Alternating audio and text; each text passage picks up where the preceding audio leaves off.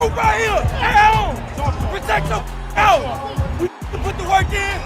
Let's finish. Come on, man. Let's do this. Family, I'll do 1, 2, 3. You see, we dream chase, because that's all we was given to start with.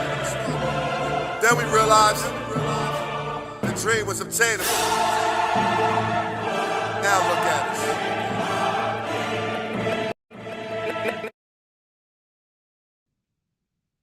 What's going on? This is the Main Thing Podcast, and I'm your man, Big Huss, the one you trust, bringing you all your Philadelphia Eagles latest with week 1 of the preseason in the books for the Philadelphia Eagles. They come out victorious over the Bengals, 34-27.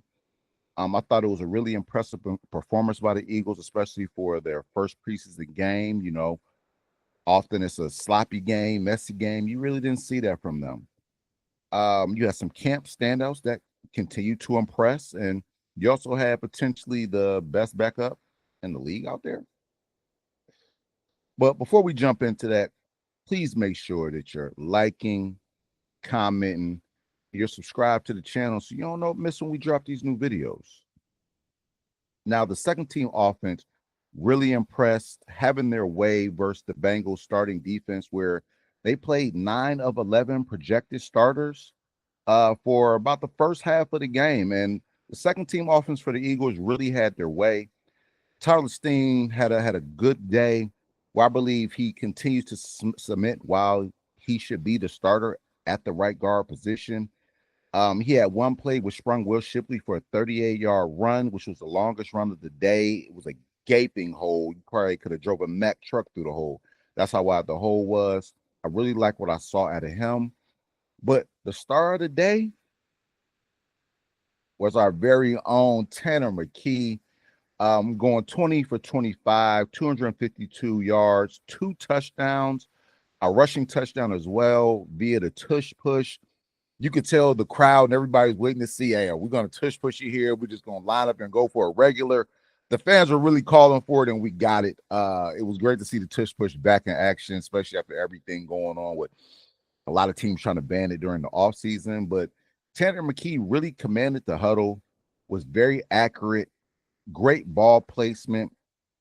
Honestly, you could say he is potentially the best backup quarterback in the league. He could start for numerous other teams. I believe the more he plays, his stock just continues to rise. Now, with his latest performance, there have been some questions about a potential trade. I honestly don't believe that the Eagles will trade him this year.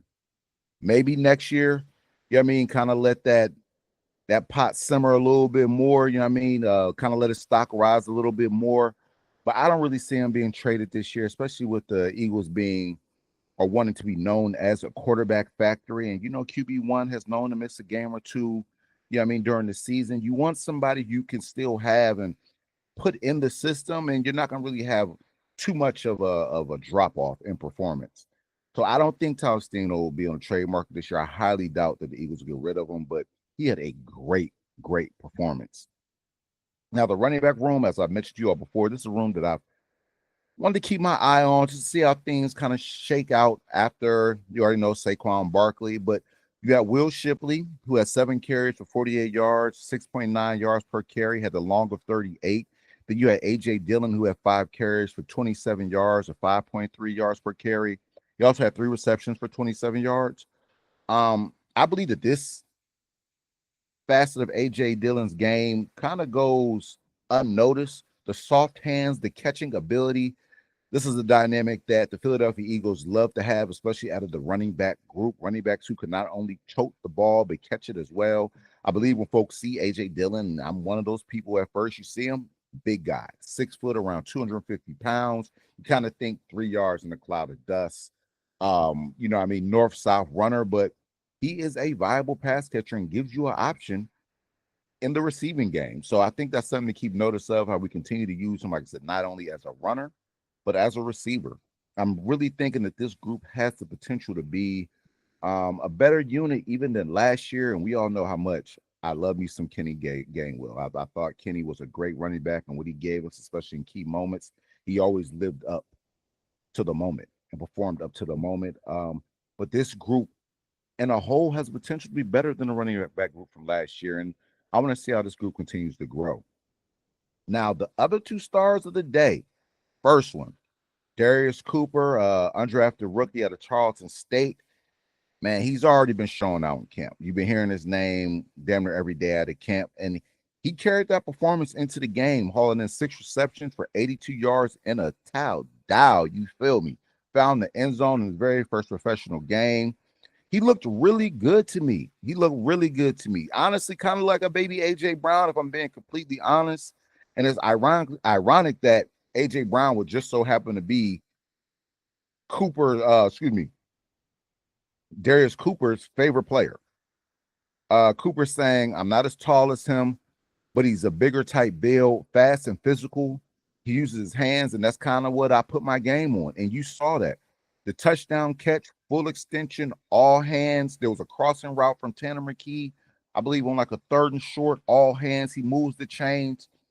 This guy isn't built like the typical wide receiver. He's 5'11", 210, more so built like a running back. And you can kind of see some of that run after catch. Once he gets the ball in his hands, I'm really liking this kid. Really liking this kid. And as long as he continues to stack days, I believe he'll have a shot at making the roster. Now, is it a long shot? Possibly, because you have some guys who were drafted in previous years, and Anais Smith, and Johnny Wilson, who the Eagles are already invested in. But this kid coming in, hey, man, he has been impressive.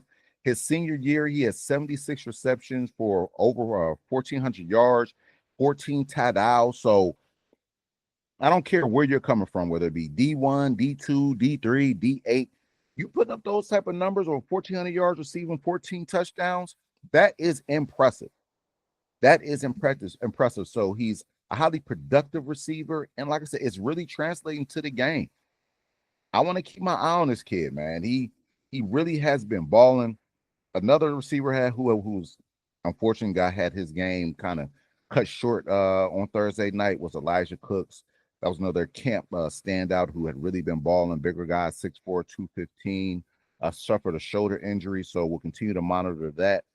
But Darius Cooper, I'm really liking what I see from this kid.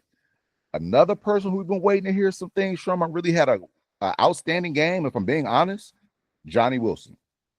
Now, we all know Johnny Wilson, bigger receiver, possibly the biggest receiver in the league right now. We've been waiting for him to have that breakout receiving game, but kind of been known for more of his blocking element, and he is a fearsome blocker. But we wait on that receiving element, and it showed up in this first preseason game. You couldn't have chose to put on a better stage than game time action. You know what I'm saying? He had 3 receptions for 73 yards, over 24 yards per catch on average. Like I said, we've been waiting for this.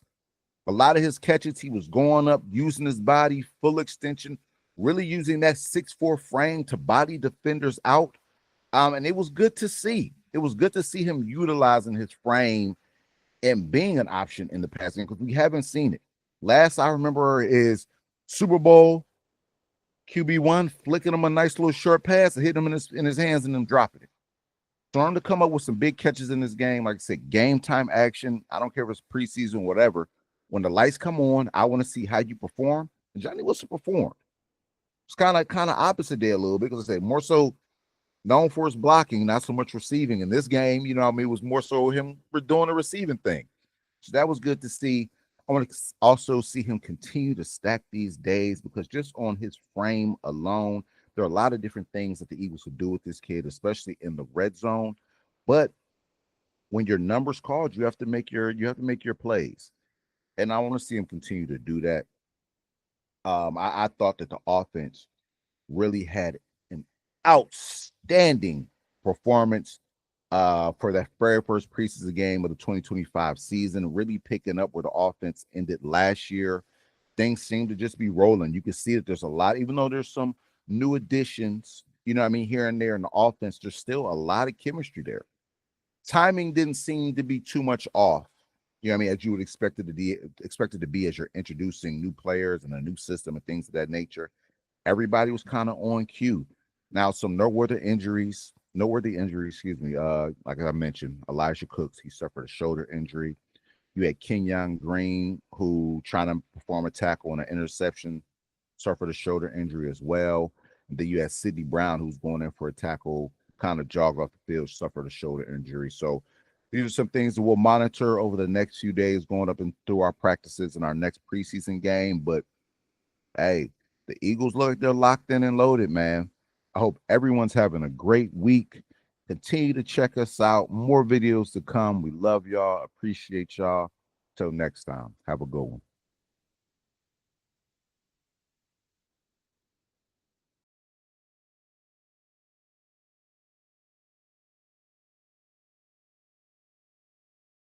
It